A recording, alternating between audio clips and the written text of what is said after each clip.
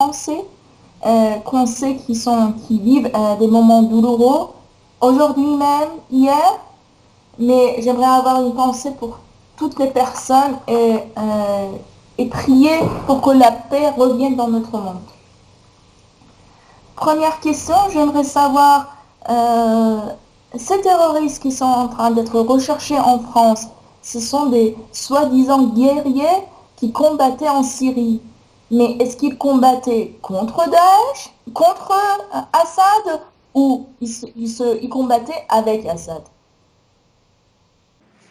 Les gens qui ont commis ces attentats sont ceux qui ont, dans un premier temps, passé une alliance ou été utilisés par les États-Unis et la France pour renverser le gouvernement syrien.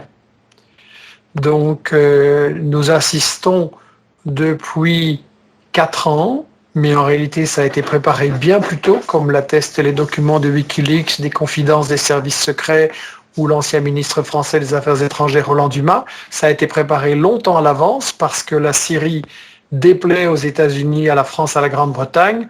Un, parce qu'elle résiste à Israël. Deux, parce que c'est un régime qui utilise ses ressources pétrolières, certes plus limitées que d'autres pays, mais quand même pour le bien-être de sa population et qui n'est pas prêt à se mettre à genoux devant les multinationales.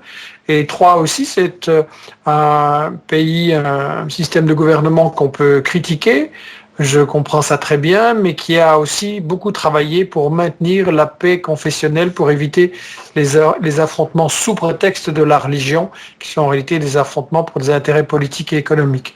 Donc, on a absolument voulu renverser ce gouvernement, comme on a renversé et assassiné Kadhafi, comme on cherche à écraser la résistance palestinienne en Palestine et au Liban, et comme on cherche en fait à recoloniser l'ensemble du Moyen-Orient. C'est une guerre coloniale, et comme je l'ai expliqué dans mon livre « Je suis ou je ne suis pas Charlie », les États-Unis ne peuvent plus se permettre d'envoyer leurs troupes au sol comme ils le faisaient avant.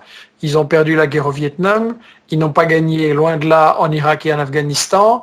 L'opinion publique internationale ne l'admet pas. Aux États-Unis, quand il y a des morts US, c'est très impopulaire aussi. Donc, on cherche des armées de rechange. On a utilisé Al-Qaïda en Libye, on a utilisé Al-Qaïda en Syrie. On fait la même chose dans d'autres pays du Moyen-Orient ou de l'Afrique ou de l'Asie qu'on essaye de contrôler.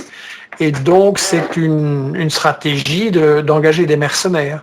Donc, c'est très curieux parce que la plupart des gens qui font ça sont certainement contre les États-Unis et Israël, mais en fait, ils sont manipulés et utilisés par les États-Unis et Israël. Mais ces personnes-là, ils étaient dans des fronts qui combattaient, comme vous dites, à la place des soldats américains. Pourquoi ces personnes-là se retournent contre la France? Bonne question. En fait, on a eu la même chose avec Ben Laden, si vous vous souvenez. Ce sont les États-Unis et plus exactement M. Brzezinski, qui était le responsable de la politique internationale sous Carter. C'est Carter qui a mis en place l'opération Ben Laden en Afghanistan. On avait un gouvernement progressiste en Afghanistan qui avait fait beaucoup de bonnes choses pour les paysans, pour les sortir de la misère, ouvrir des universités partout, créer des routes, améliorer les soins de santé, émanciper les femmes. Donc c'était un bon gouvernement. Et Ben Laden a été envoyé par les États-Unis. On a recruté des djihadistes de toute une série de pays pour commettre des atrocités et mettre fin à ce gouvernement. Et ça, c'est les États-Unis qui l'ont fait, qui en sont responsables. C'est pas moi qui le dis, c'est M. Brzezinski qui l'a reconnu dans une interview au Nouvel Observateur en 1998. Après, évidemment, ces gens-là ont leur propre agenda. Et Ben Laden, dans le fond, n'était pas un ami des États-Unis, c'est seulement un allié de circonstance. Et à un moment donné, il s'est retourné contre les États-Unis en voyant que les États-Unis faisaient dans différents pays, et notamment en Arabie Saoudite. Donc, on a la même chose. Fabius, Hollande, Valls, les États-Unis se sont alliés avec ces terroristes, mais ceux-ci se retournent contre eux parce que, en fait, les choses n'ont pas tourné comme ils avaient prévu. Ils pensaient que Bachar al-Assad allait pouvoir être renversé en quelques semaines, qu'il n'y aurait pas toute cette résistance. Ils ne pensaient pas que la Russie et la Chine allaient s'opposer à des frappes occidentales contre la Syrie. Et donc, 4 ans après, c'est un échec pour eux. Et maintenant, ils se retrouvent avec une situation difficile parce que quand vous utilisez des terroristes qui commettent toutes ces atrocités et qui les ont faites là depuis 4 ans, mais c'est pas évident à les contrôler. Et donc maintenant, l'alliance est en train de se rompre parce que les gens se rendent compte qu'on ne peut pas continuer à faire la guerre contre la Syrie et puis contre d'autres pays du Moyen-Orient. Et les gens en ont marre. Et déjà, les attentats de janvier ont fait que le public s'est posé des questions. Et maintenant, l'alliance est rompue. Mais est-ce que c'est l'alliance qui est rompue ou je donne ma vision en tant qu'une personne qui regarde en dehors de la France? Parfois, on a l'impression que la France, que la population française est en train d'être manipulée à des fins que je ne pourrais dire. Est-ce une bonne sentiment que j'ai?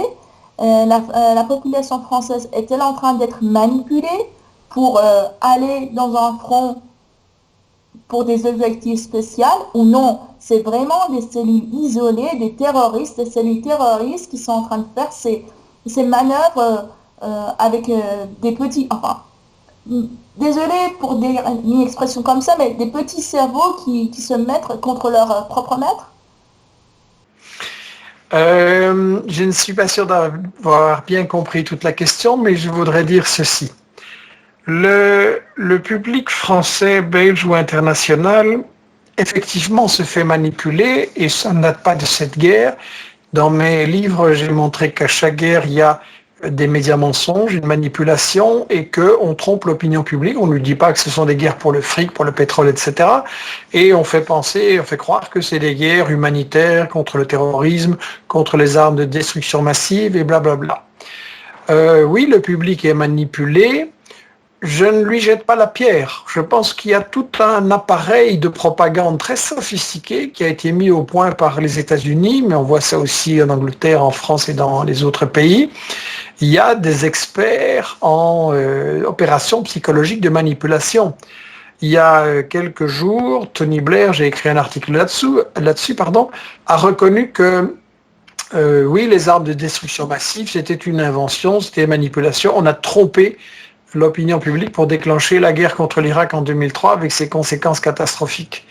Maintenant, il a prétendu que c'était les services secrets qui l'avaient mal informé. Ça, c'est un mensonge de plus parce que c'est Tony Blair lui-même et ses conseillers qui ont fabriqué ces médias mensonges contre l'avis de beaucoup de gens dans les services secrets. Donc oui, il y a manipulation. Maintenant, on l'apprend 10 ans plus tard. Nous, on le disait dès la première minute.